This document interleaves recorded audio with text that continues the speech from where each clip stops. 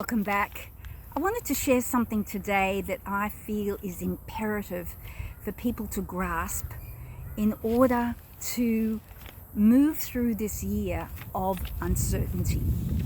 We're in a time where we're going to have, and it is unfolding for so many of us, areas of our lives that once held certainty have now become uncertain, and consequently we find ourselves reacting to that through our nervous systems of all the fears that could possibly go wrong, could possibly happen, and it ramps up this release of cortisol in that fight-flight response. So in order to take back our own peace, we need to become comfortable with being uncertain. And it's not an easy one, but we're all going to be faced with it because our minds are continually trying to work out solutions, ways that we can navigate through something. And frankly, it's exhausting. Have you ever noticed when you're faced with a problem that your mind, the ego mind if you like, the monkey mind, kicks in and starts to go through all these possibilities, and it doesn't stop? And usually those possibilities are based on the fight and flight survival instinct within us that not only hijacks our nervous system, it hijacks our ability to remain in homeostasis, to have peace throughout our body, to stay well, to stay clear in our thinking, to stay clear in our intuition, so that we receive the perfect solution, the perfect information that we need at any given time. Have you noticed when you're totally overthinking, not only do you get exhausted and brain fogged, but you can't see the forest through the trees. You can't access clear solutions which your own body agrees with. There's a feeling that comes through you that knows that's right. But we've been trained to seek through the chattery mind solutions to things in life continually. And of course, we don't have the ability to see the unseen of how things can just turn up, show up out of nowhere, which has in our lives. All of us have had meetings with people, synchronicities that we say occurred, and we were just going about our lives. We've either met somebody that put us onto the right job, we've connected with a person that's helped us find a new place to live, we've been seeking a person to help us, undergo something technologically, whatever. We have these random interactions occur when we are just going about life. But when we have an occurrence, an event, where we're placed into perhaps old patterns of fear, the mind can go on overdrive. And instead of assisting us, it actually blocks the solutions that we're thinking for, that we're wanting to come about. So this year, we're going to have so many unexpected things happen in the world around us, but also with friends, situations, and it's going to require not only a level of resilience, but a level of trust and patience. We're in a world where we've been trained to become impatient with results and things happening very quickly, and particularly when we're thrust into a situation where there is uncertainty, and those survival instincts can kick in, but can lead us down a maze that just exhausts us even further.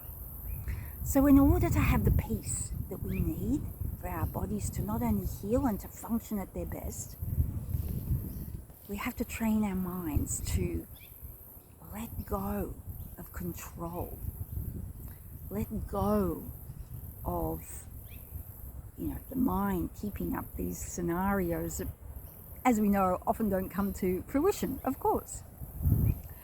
But they put us into a state of anxiety and fear. So I want to encourage you to put peace at the top of your priority list, so that everything that you do, every choice you make, is it going to bring me peace? Have a look at your behaviors. Are you finding yourself complaining more, judging more, criticizing more? These are behaviors that keep you trapped in a certain way of reacting and thinking that ultimately does not serve you. If anything, it drains your life force, it exhausts you, and it can set the stage for disease to come into your body, and you're not functioning at your best. So we're all being, I feel, called to trust and have more patience this year. So in order to do that, we have to put peace as our priority. And what I discovered on my journey, I don't like calling it a journey, but it was a sequence in time of me navigating the cancer that I'd created.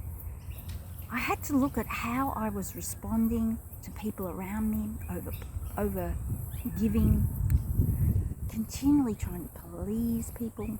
But of course, we've been taught a lot of these ways of being.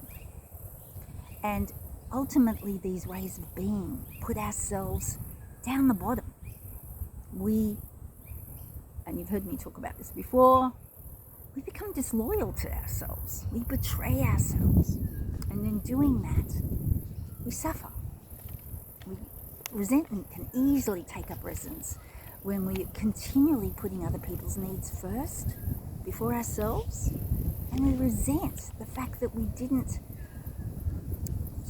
put the boundaries down and say, no, that's not going to work for me. No, I can't do that today. We don't have to put an explanation to anything. We've also been taught that we have to explain ourselves and have an opinion on something. And personally, I feel that we're in a time where, with social media, people are oversharing their lives, and consequently they expect you to reciprocate that and always be open to an opinion, to sharing. But that doesn't have to be the case, and of course people are going to react when you no longer participate in that, as I've discovered. But what it does is it keeps the energy that's meant for you within you. It's not going out and exhausting you, because it is exhausting. As I've said before, so many more people cannot stop talking these days. They've got a running commentary on everything, and they want you to participate in that.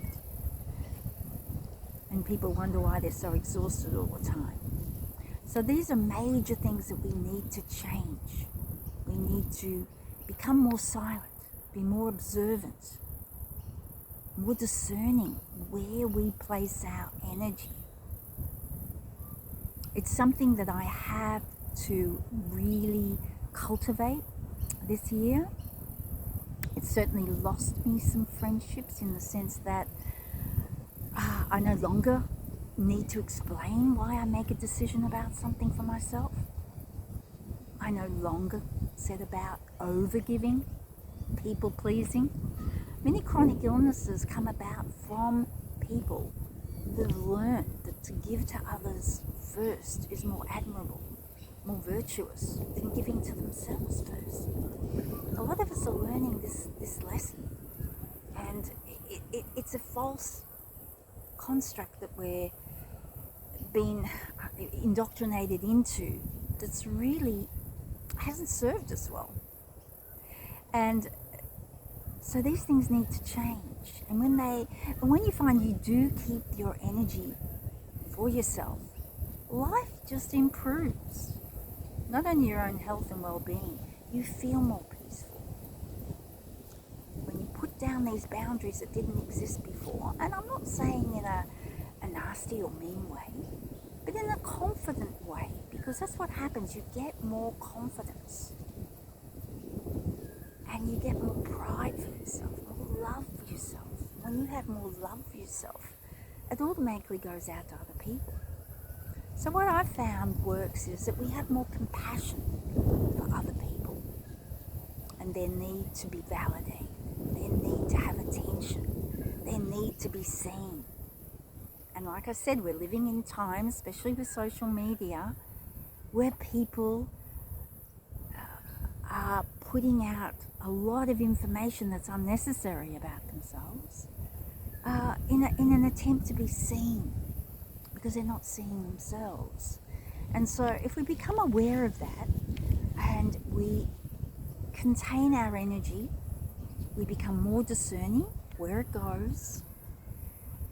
Not only does our health improve, we become stronger mentally and emotionally, and we get more love for ourselves.